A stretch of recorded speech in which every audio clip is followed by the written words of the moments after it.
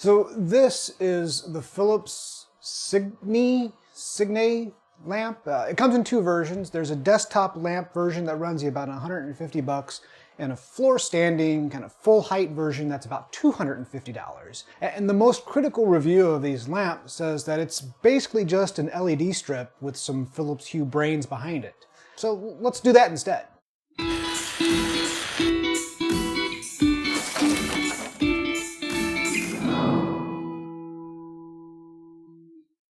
What you're looking at here is my version of the Signe lamp. It's got a similar triangle base. I have both a full height and a desktop version, and this is how it's made.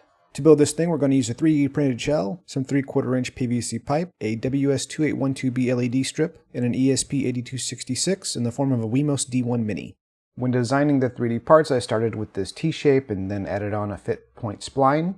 That same design was used to extrude the base, both of the shells, as well as the top.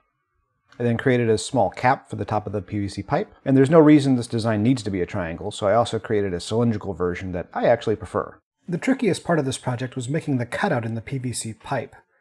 To do this, I measured about 1 inch from the top of the pipe, 1 inch past the base, and struck a line down the entire length. I then used my bandsaw to make the cut. As long as I kept the PVC pipe straight up and down, the cut was pretty easy. If you don't have access to a bandsaw, you might want to try something like a rotary tool. Now it's time for assembly. The first thing we'll do is to solder the leads onto the LED strip. We'll drill a hole through the PVC to feed the leads through, and then align the LEDs into the pipe and tack them down with hot glue. After that, you can attach the pipe to the base, wire up the microcontroller, slide on the shell, and attach the top. The last piece of assembly is this little cap for the top of the pipe. Now, these LED strips can actually eat up a lot of juice. For the smaller tabletop version, I used a 5-volt LED strip wired directly to the ESP. However, for the floor standing version, I used a 12-volt power adapter, a 12-volt LED strip, and a buck converter to power the ESP. Now that we've built the lamp, let's talk about software. What you're looking at here is a modified version of the LED audio panel firmware that I built for another video.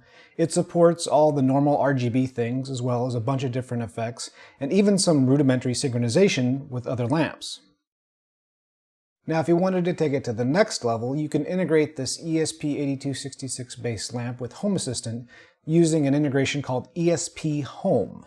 If you use ESP Home, you have direct access to all the RGB features of the lamp directly within Home Assistant. And that includes, powering on and off, setting brightness, changing colors, a handful of effects, and then you can use it in any of the automations that Home Assistant supports.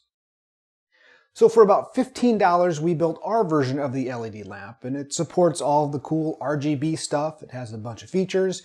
You can change it from your phone, or if you're really into home automation, you can tie it in with Home Assistant. Plus, you can make them in all kinds of cool colors, like this white and copper, or I'm especially fond of this aqua gold combination. So if you liked this video, hit that like button. If you liked my other videos, please subscribe, and I will see you in the next one.